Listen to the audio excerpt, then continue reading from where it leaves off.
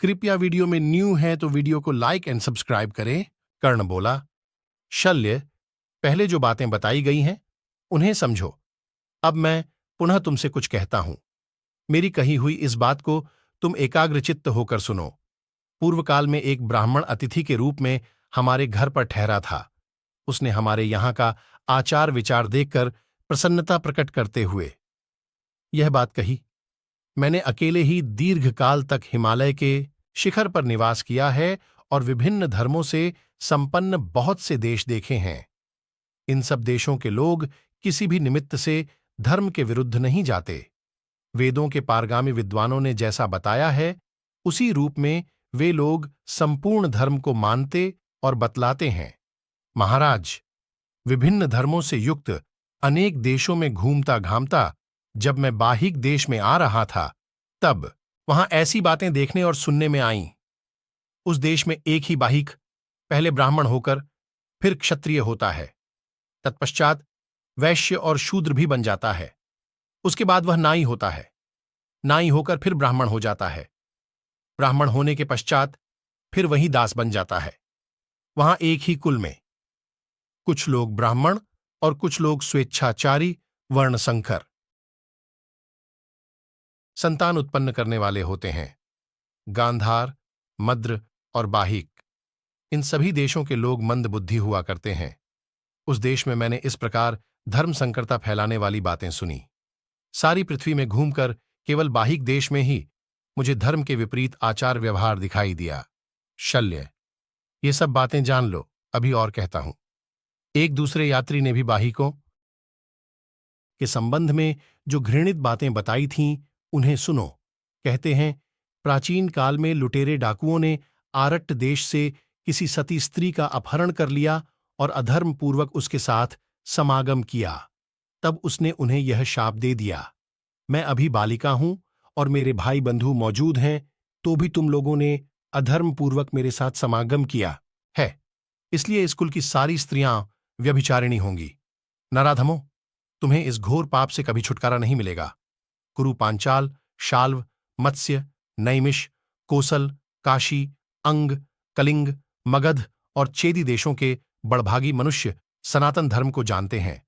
भिन्न भिन्न देशों में बाहिक निवासियों को छोड़कर प्रायः सर्वत्र श्रेष्ठ पुरुष उपलब्ध होते हैं। मत्स्य लेकर कुरु और पांचाल देश तक, नैमिषारण्य से लेकर चेदी देश तक जो लोग निवास करते हैं वे सभी श्रेष्ठ एवं साधु पुरुष हैं और प्राचीन धर्म का आश्रय लेकर जीवन निर्वाह करते हैं। मद्र और पंचन प्रदेशों में ऐसी बात नहीं है, वहां के लोग कुटिल होते हैं। राजा शल्य, ऐसा जानकर तुम जड़ पुरुषों के समान धर्मोपदेश की ओर से मुंह मोड़कर चुपचाप बैठे रहो। तुम बाहिक देश के लोगों के राजा और रक्षक हो, अतः उनके पुण्य और पाप का भी छठा भाग ग्रहण करते हो, अथवा उनकी रक्षा न करने के कारण तुम केवल उनके पाप में ही हिस्सा बंटाते हो। प्रजा की रक्षा करने वाला राजा ही उसके पुण्य का भागी होता है, तुम तो केवल पाप के ही भागी हो। पूर्व काल में समस्त देशों में प्रचलित सनातन धर्म की जब प्रशंसा की जा रही थी, उस समय ब्रह्मा जी ने पंचंदवासियों के धर्म पर दृष्टिपात करके कहा था कि धिक्कार है इन्हें, संस्कारहीन, जारज और पापकर्मी पंचंदवासियों के धर्म की। जब ब्रह्मा जी ने सत्ययुग में भी निंदा की, तब तुम उसी देश के निवासी होकर जगत में क्यों धर्मोपदेश करते हो? पितामह, ब्रह्मा ने पंचनद निवासियों के आचार व्यवहार रूपी धर्म का इस प्रकार अनादर किया है। अपने धर्म में तत्पर रहने वाले अन्य देशों की तुलना में उन्होंने इनका आदर नहीं किया। शल्य, इन सब बातों को अच्छी तरह जान लो। अभी इस विषय में तुमसे और कुछ भी बातें बता रहा हूं जिन्हें सरोवर में डूबते हुए राक्षस कल्माशपाद ने कहा था।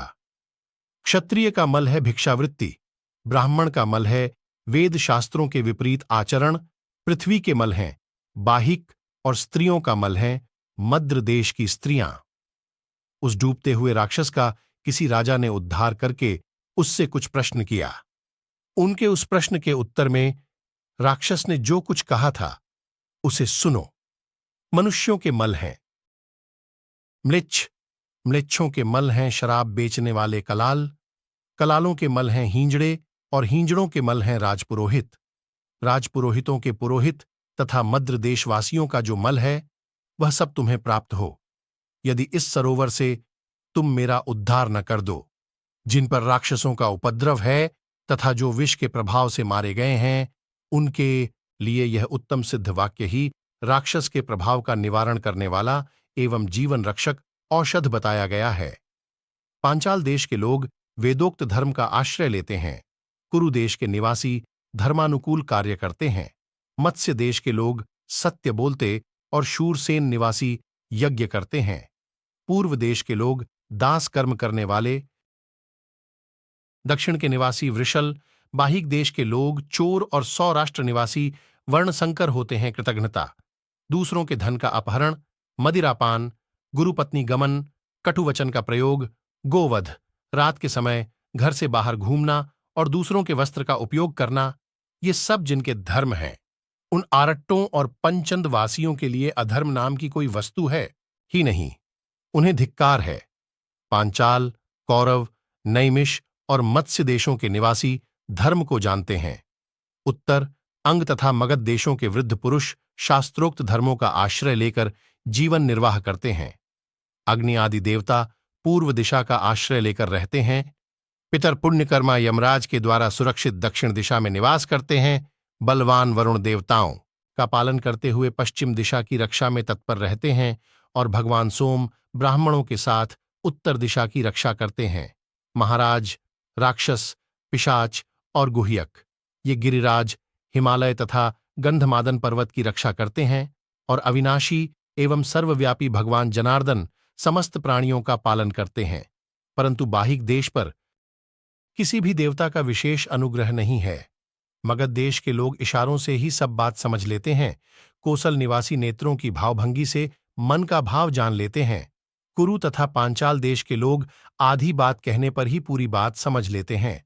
शाल्व देश के निवासी पूरी बात कह देने पर उसे समझ पाते हैं, परंतु शिवी देश के लोगों की भांति पर्वतीय प्रांतों के निवासी इन सबसे विलक्षण होते हैं।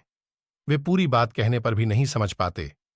राजन, यद्यपि यवन जातीय म्लेच्छ सभी उपायों से बात समझ लेने वाले और विशेषतः शूर होते हैं, तथापि अपने द्वारा कल्पित संशयों पर ही अधिक आग्रह रखते हैं, वैदिक धर्म को नहीं मानते।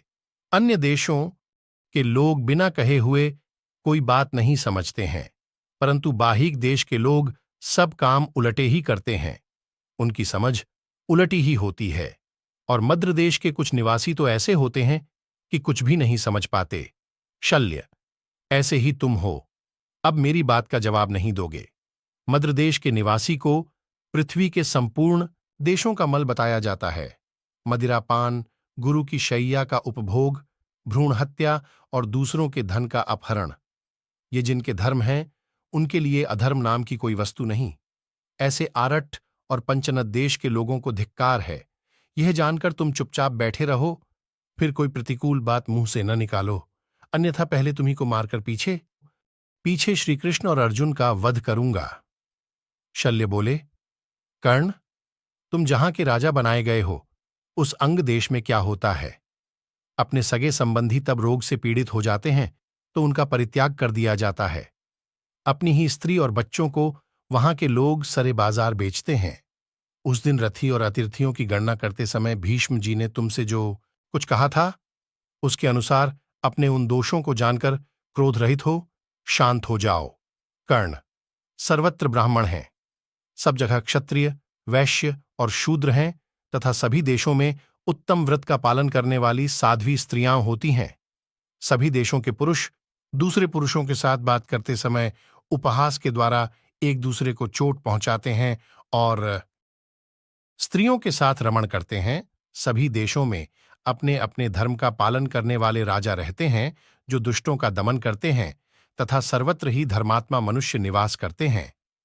कर्ण, एक देश में रहने मात्र से सब लोग पाप का ही सेवन नहीं करते हैं। उसी देश में मनुष्य अपने श्रेष्ठ शील स्वभाव के कारण ऐसे महापुरुष हो जाते हैं कि देवता भी उनकी बराबरी नहीं कर सकते। संजय कहते हैं, राजन, तब राजा दुर्योधन ने कर्ण तथा शल्य दोनों को रोक दिया। उसने कर्ण को तो मित्रभाव ये समझाकर मना किया और शल्य को हाथ जोड़कर रोका। मान्यवर, दुर्योधन के मना करने पर कर्ण ने कोई उत्तर नहीं दिया और शल्य ने भी शत्रुओं की ओर मुंह फेर लिया। तब राधापुत्र कर्ण ने हंसकर शल्य को रथ बढ़ाने की आज्ञा देते हुए कहा, चलो चलो,